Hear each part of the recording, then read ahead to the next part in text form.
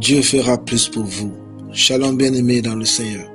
Notre méditation du jour s'intitule « Dieu fera plus pour vous ».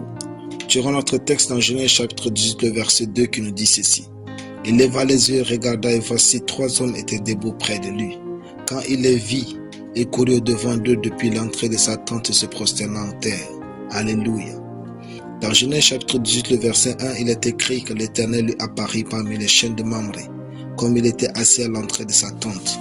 Si vous le remarquez, il est écrit que c'est l'Éternel qui apparut à Abraham. Maintenant, verset 2 qui est notre texte, il est dit, il leva les yeux et regarda 3 hommes étant debout près de lui. Là, il est dit que ce sont 3 hommes. Ce passage constitue l'un des plus puissants textes qui nous enseigne sur la manière dont Dieu fonctionne. Bien-aimés, Dieu ne viendra à vous qu'au travers des hommes pour vous faire entrer dans ses promesses. Même si un ange avait apparu à Corneille, c'est Pierre qui lui a prêché pour qu'il soit sauvé. Car Dieu fonctionne à travers des hommes sur la terre. Quand Abraham a vu ces hommes, il avait discerné que ceux-ci n'étaient pas ordinaires. Bien-aimés, tous les hommes actuels de votre vie ne sont pas égaux et n'ont pas le même niveau de mandat divin. Discernez donc ceux qui vous sont envoyés de Dieu et traitez-les à part comme Abraham. Quand il t'avait discerné ces hommes comme porteurs de mandat et représentants de Dieu, il a fait quelque chose pour eux. Lisez Genèse 18, 3 à 8. Pour voir tout ce que Père Abraham a fait pour ces hommes.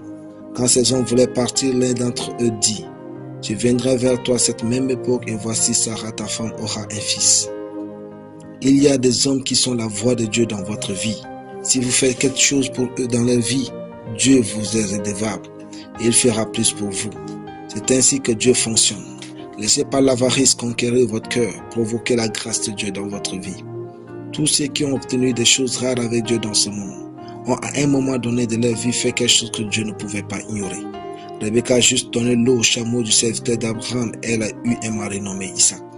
Si vous faites quelque chose pour Dieu, il fera plus pour vous. Dieu a plus pour vous. Démontrez-lui votre foi. Alléluia. Prions. Je possède une vie bénie saturée de gloire de Dieu parce que je sème dans la vie des hommes et des femmes de Dieu à travers le monde au nom de Jésus. Amen. Dans l'étude biblique en une année, le livre de Ruth. Soyez bénis, c'était le pain du ciel.